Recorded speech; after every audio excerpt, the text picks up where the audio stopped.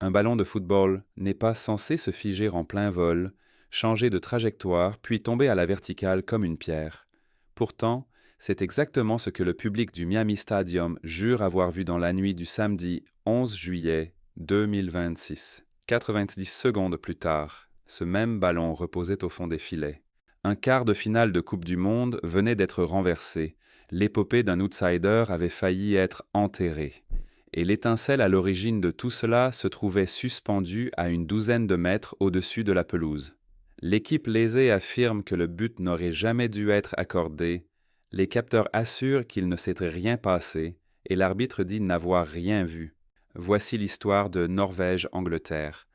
Une frappe prodigieuse, un but annulé, un penalty, accordé puis retiré, le buteur le plus redouté de la planète à bout de force, et un câble de caméra suspendu qui a peut-être décidé quelle équipe pouvait encore rêver de soulever le trophée. Cette bataille n'a pas eu lieu dans le vide.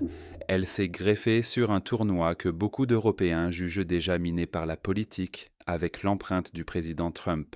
Commençons par ce que les deux équipes apportaient dans ce stade. L'histoire de la Norvège était déjà remarquable avant même le premier coup de sifflet. Il s'agissait de sa première participation à une Coupe du Monde masculine de tout le siècle. Une génération entière de supporters norvégiens n'avait donc jamais vu sa sélection sur cette scène.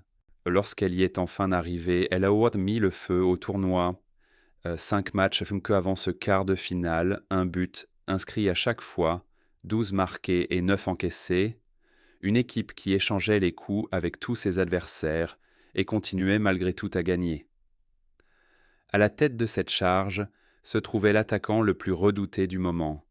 Erling Haaland avait marqué lors de chacune de ses 4 apparitions dans ce mondial. À plus grande échelle, les chiffres devenaient presque irréels.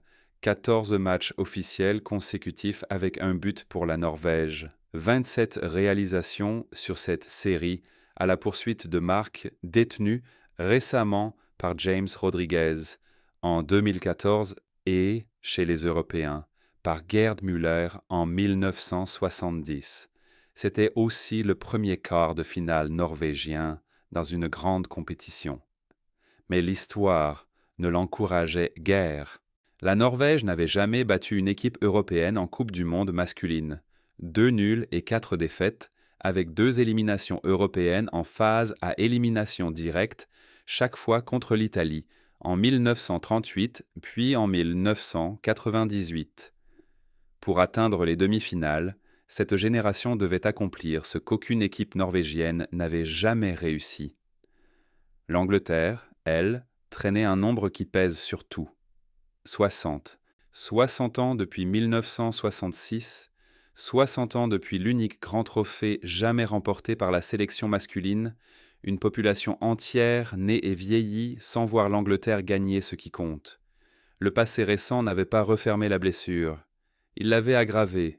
Une finale de championnat d'Europe perdue au tir au but contre l'Italie en 2021, puis une autre perdue face à l'Espagne en 2024. Thomas Tuchel arrivait à Miami après une victoire haletante, 3-2, contre le pays hôte, le Mexique, dans un match marqué par l'expulsion de Jarell Quansah et un doublé de Bellingham. L'Angleterre avait plus survécu que dominé. Ce quart de finale était le 11e de son histoire en Coupe du Monde, plus que tout autre pays, à l'exception du Brésil et de l'Allemagne. Pourtant, elle n'avait franchi que 3 des 10 précédents et avait encaissé au moins 2 buts dans 7 d'entre eux. Les quarts de finale ont la fâcheuse habitude d'être l'endroit où les espoirs anglais viennent mourir. Voilà donc le choc. Une nation qui attendait depuis 60 ans face à une autre qui attendait depuis le début de son existence moderne, sous des conditions éprouvantes. Au coup d'envoi, la température ressentie dépassait les 37 degrés Celsius, une chaleur qui ne se contente pas d'épuiser les joueurs, mais déforme le match lui-même. Retenez ce détail, il comptera plus tard. Tuchel avait effectué 2 changements par rapport au match contre le Mexique. John Stones remplaçait Quansah, suspendu, en défense, et Noni Madueke prenait la place de Bukayo Saka à droite. L'Angleterre évoluait en 4-2-3-1 avec Jordan Pickford dans le but. Ezri Konsa, Stones, Mark Guehi et Nico O'Reilly en défense, Elliot Anderson et Declan Rice en double pivot, Madrick, Bellingham et Anthony Gordon derrière le capitaine Harry Kane, déjà auteur de 6 buts dans le tournoi, un total atteint auparavant avec l'Angleterre par les seuls Gary Lineker et Kane. Ståle Solbakken répondait par un 4-3-3. Örjan Nyland dans le but, derrière Julian Ryerson, Torbjörn Hegem, Christopher Ager et David Müller-Wölf, Patrick Berg et Sander Berge au cœur du milieu. Puis la puissance offensive qui avait terrorisé ce mondial, Antonio Nusa et Alexander Sørloth autour de Haaland en pointe. Au coup d'envoi, le plan anglais était connu de tous. Il reposait sur les informations de ceux qui connaissent Haaland mieux que quiconque, ses coéquipiers de Manchester City, et sur une idée d'une simplicité impitoyable, ne jamais laisser Haaland toucher le ballon. Inutile de le défier physiquement, il fallait couper l'alimentation à la source et laisser un autre battre l'Angleterre.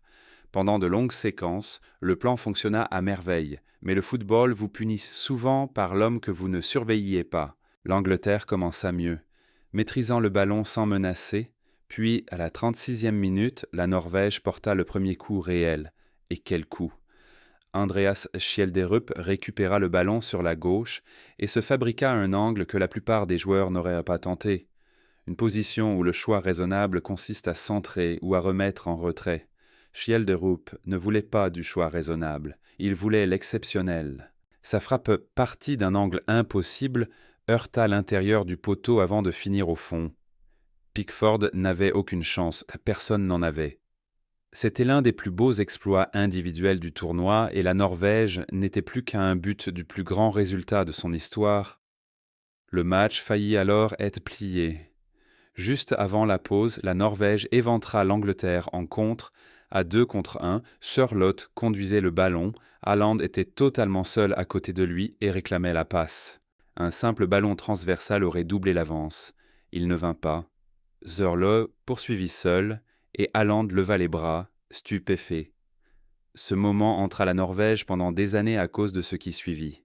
Temps additionnel de la première période, toujours un but à 0. Nyland s'avance pour un dégagement ordinaire vers l'arrière-gauche anglais, Nico O'Reilly. Le ballon monte dans le ciel de Miami, puis chute brutalement, presque à la verticale comme un ballon heurtant quelque chose au-dessus. Or, quelque chose se trouvait bien là.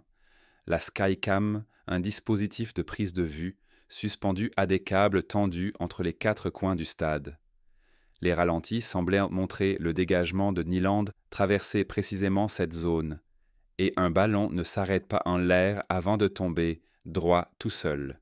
Il retomba idéalement devant Elliot Anderson, qui avança, trouva Anthony Gordon, lequel servit Jude Bellingham dans l'axe. Bellingham contrôla avec élégance, effaça Torbjörn Hegem, se créa l'espace nécessaire et frappa à ras de terre dans le petit filet. En quelques secondes, un 6 mètres norvégien devint l'égalisation anglaise. Un partout à la pause. Le banc norvégien explosa, mais pas de joie. Solbakken et son staff encerclèrent ce 4e arbitre, protestant avec fureur auprès de Simon Marciniak.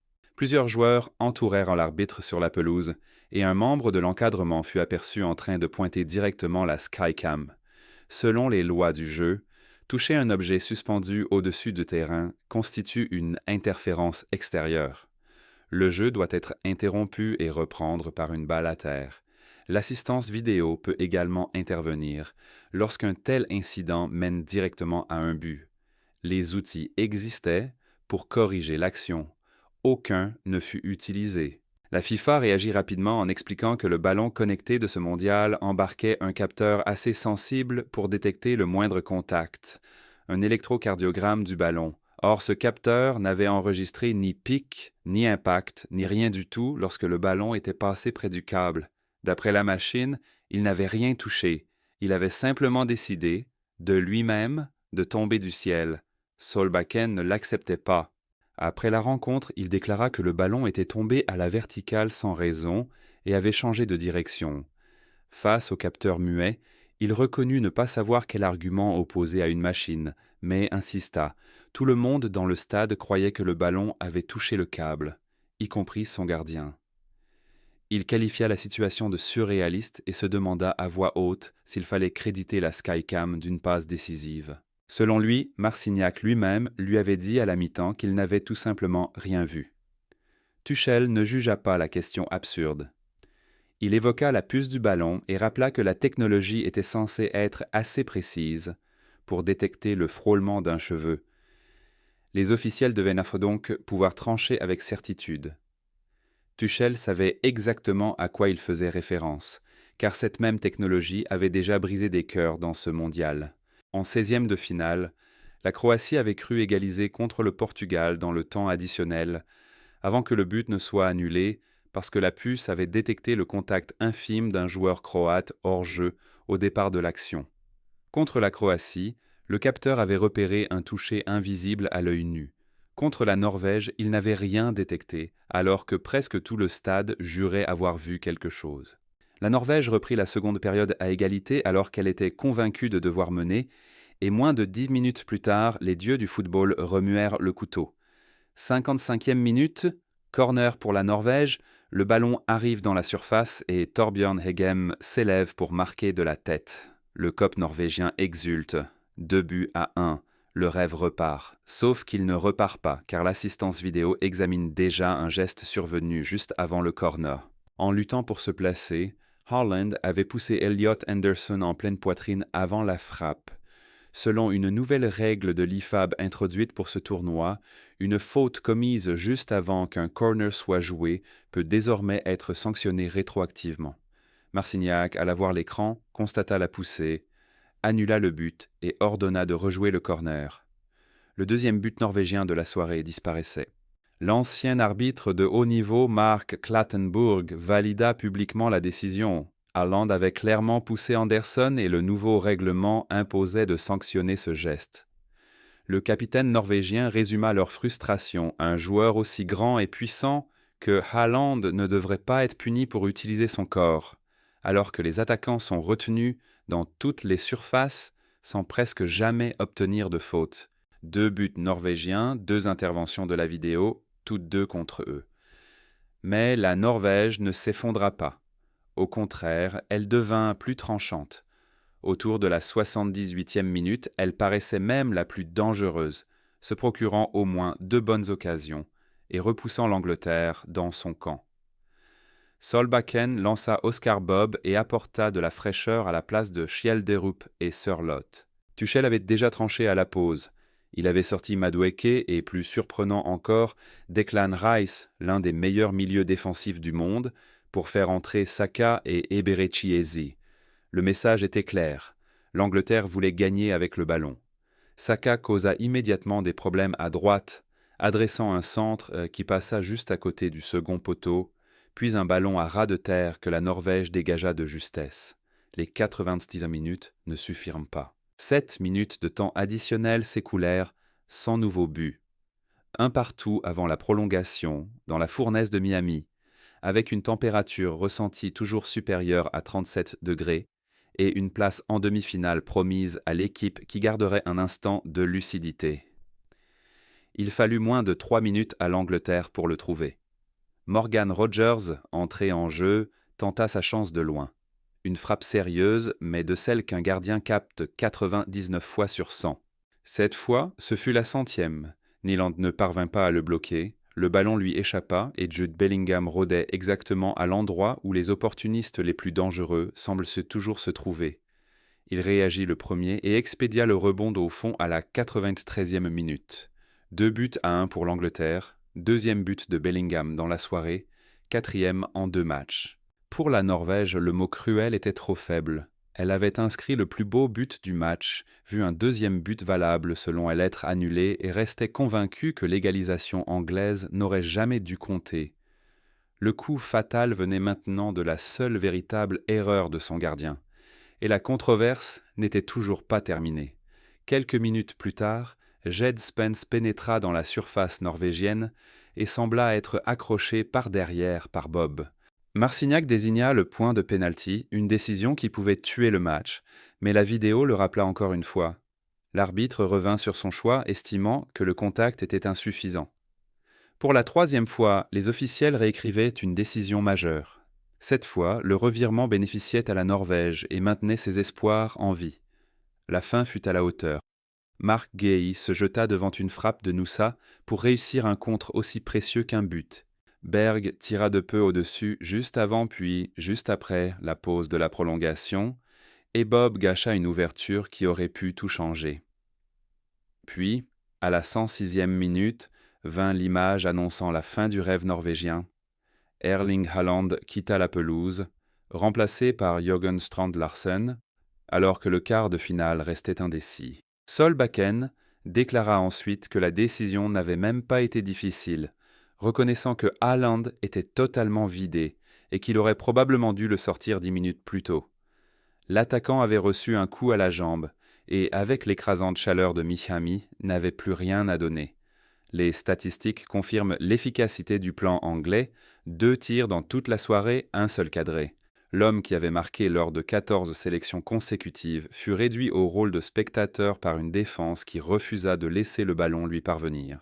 Quand toute votre attaque repose sur une force irrésistible que l'adversaire éteint, quelqu'un d'autre doit gagner le match. La Norvège passa tout près, mais tout près ne mène pas en demi-finale. L'Angleterre aurait dû plier l'affaire plus tôt. À la 110e minute, Saka bondit sur un ballon libre et frappa vers le petit filet, mais Nyland réalisa une parade brillante, avant de repousser aussi la tentative de Spence. Un double arrêt exceptionnel maintenait la Norvège en vie. Tuchel retira Bellingham et lança l'immense défenseur Dan Burn pour verrouiller la fin. Christopher Heiger fut averti, puis une ultime poussée norvégienne dans les dernières secondes ne donna rien. Coup de sifflet final, Norvège 1, Angleterre 2. Au terme du match, 2 anciens coéquipiers du Borussia Dortmund se retrouvèrent sur la pelouse. Haaland et Bellingham échangèrent une longue étreinte, l'un rentrant chez lui, l'autre partant en demi-finale. Haaland resta encore plusieurs minutes pour saluer les supporters norvégiens avant de regagner lentement les vestiaires. Derrière le vacarme, ce duel tactique passionnant fut décidé par 3 éléments. Le premier fut l'étouffement total de Haaland par l'Angleterre, fondé sur les renseignements de ses propres coéquipiers de club. On ne l'arrête pas en le défendant directement, mais en défendant la passe avant même la passe. Konsa, Stones et Gay conservèrent leur structure avec une grande discipline. Henderson ferma les lignes vers lui et l'approvisionnement ne s'ouvrit jamais. La Norvège créa un danger réel, mais presque rien ne passa par sa superstar. Les occasions vinrent plutôt de l'éclair individuel de Schjelderup ou de coups de pied arrêtés travaillés depuis les côtés. Le deuxième fut la bataille des remplacements. Tuchel utilisa son banc comme une arme. L'entrée de Saka et Eze à la pause transforma la géométrie offensive anglaise. Rodgers provoqua le but victorieux moins de 4 minutes après son entrée en prolongation, et Spence obligea ensuite Nyland à une parade de classe mondiale après l'annulation du penalty. Les changements de Solbakken, eux, furent surtout dictés par les blessures et par l'épuisement absolu de Haaland. En prolongation d'un mondial estival sous la chaleur de Floride, le banc décide souvent de tout. Ici, l'écart fut net. Le troisième fut l'arbitrage, que chacun doit juger honnêtement. Pris séparément, le but refusé à Agem est conforme à la lettre de la nouvelle règle. Haaland pousse Anderson. Le texte exige une sanction, et un ancien arbitre de premier plan respecté a publiquement validé la décision. L'annulation du penalty accordé à Spence paraît elle aussi défendable. Un contact léger d'abord sanctionné, puis jugé insuffisant après examen, et cette décision a d'ailleurs sauvé la Norvège. Mais l'incident de la Skycam ne disparaîtra pas. Ce que semblaient montrer les yeux de tous et ce qu'affirmait la technologie des capteurs se contredisait. Le gardien qui avait frappé le ballon pensait qu'il avait touché le câble, le banc norvégien le pensait, des analystes indépendants aussi. Pourtant, le capteur, ce même système qui avait détecté 2 tours plus tôt contre la Croatie un contact invisible du bout du pied, n'enregistra rien.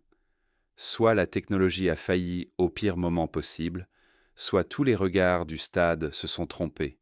Aucune réponse n'est rassurante. La Norvège aurait-elle gagné sans ce but contesté? Personne ne peut l'affirmer. Elle aurait encore dû défendre une avance d'un but pendant 45 minutes contre une Angleterre qui lançait des attaquants frais.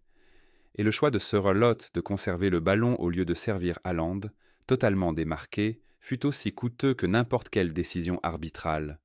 Celui-là, la Norvège ne pouvait l'imputer qu'à elle-même. Les grandes équipes referment la porte quand l'histoire l'entr'ouvre. La Norvège la laissa à peine ouverte, et Bellingham l'enfonça jusqu'au bout. Reste l'homme lui-même. Jude Bellingham a désormais marqué 2 fois contre le Mexique et 2 fois contre la Norvège, 2 doublés consécutifs, lors de 2 tours à élimination directe. Il devient le premier milieu anglais à inscrire au moins 4 buts lors d'une même Coupe du Monde. Son total est désormais de 6, une production d'avant-centre depuis le milieu. Ses 2 buts à Miami furent des finitions de prédateurs. Arriver tard, réagir le premier, punir la plus petite erreur. Son ancien coéquipier de Dortmund, Haaland, passa la soirée privé de ballon et enchaîné. Bellingham, lui, se nourrit des miettes et les transforma en billets pour les demi-finales. Pour la Norvège, la fin fut douloureuse, mais le parcours changea tout. Première Coupe du Monde masculine de ce siècle, premier quart de finale de son histoire dans une grande compétition, au moins un but dans chaque match, et une équipe capable de rivaliser pendant 120 minutes avec l'un des favoris du tournoi. Une équipe qui, peut-être, ne fut séparée d'une avance à la pause que par un câble de caméra suspendu. Solbakken déclara après la rencontre que ses joueurs pouvaient tenir tête aux meilleures équipes du monde, et il est difficile de lui donner tort. Le noyau de cette sélection est jeune. Il emportera le souvenir de Miami comme toutes les grandes nations de football finissent par porter leurs cicatrices. Pour l'Angleterre, la récompense est immense, tout comme la pression qui l'accompagne désormais. C'est sa 4e demi-finale mondiale et sa première présence dans le dernier carré depuis 2018. À Atlanta, mercredi 15 juillet, l'attendent alors les champions du monde en titre, l'Argentine, qui ont arraché à la 112e minute la victoire contre la Suisse à Kansas City. Lionel Messi et les tenants du titre se dressent maintenant entre l'Angleterre et sa première finale mondiale depuis 1966. 60 ans de blessures, de défaites au tir au but et d'élimination en quart, et cette équipe n'est plus qu'à 2 victoires d'effacer tout cela. Une dernière dimension n'a rien à voir avec la tactique ni les câbles. Elle concerne l'homme qui remettra le trophée la semaine prochaine. Le président Trump s'est immiscé dans cette Coupe du Monde d'une manière qui met mal à l'aise beaucoup d'acteurs du football, et ce contexte a accompagné les 2 équipes lors de cette soirée controversée. Quelques jours avant le match, la FIFA avait brusquement suspendu la sanction d'un match infligé à l'attaquant américain Folarin Balogun, le rendant disponible pour le 8e de finale des États-Unis contre la Belgique. Il apparut ensuite, selon plusieurs sources, que la décision avait suivi un appel personnel du président Trump au président de la FIFA, Gianni Infantino. La FIFA ne fournit aucune véritable explication, indiquant seulement que la sanction serait suspendue 1 an. La réaction fut immédiate. L'instance dirigeante du football européen déclara que ce revirement avait franchi une ligne rouge, et la fédération bosnienne accusa directement le président américain d'ingérence gouvernementale dans le sport. La Belgique battit ensuite les États-Unis 4-1.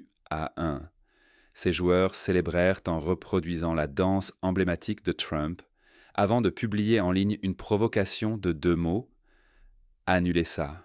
Au tour précédent, le sélectionneur de l'Égypte avait accusé la FIFA d'orienter ses décisions en faveur de l'Argentine championne en titre et de Messi, se demandant à voix haute si les arbitres voulaient simplement que la plus grande star du football continue à jouer.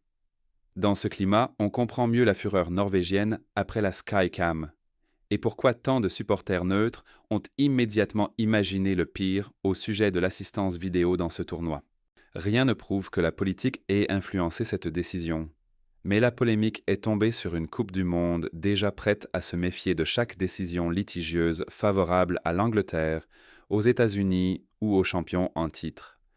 L'Angleterre a désormais survécu à l'Azteca de Mexico, survécu à Miami et survécu à un match où le ciel lui-même semblait tendre la main pour choisir son camp. Cette équipe est-elle portée par le destin ou vit-elle simplement en sursis? L'Argentine et 60 années de douleur anglaise apporteront bientôt la réponse.